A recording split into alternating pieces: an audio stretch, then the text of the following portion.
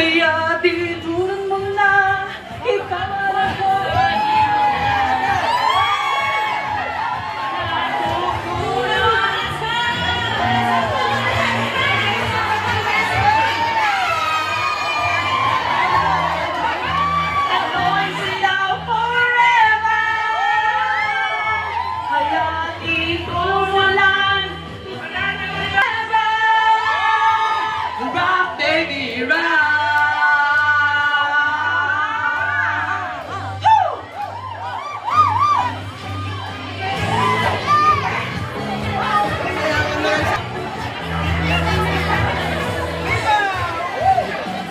Ang kasiyahan ay tunay na pagmamahalan ay nararamdaman na halunat ko nagsasayawan.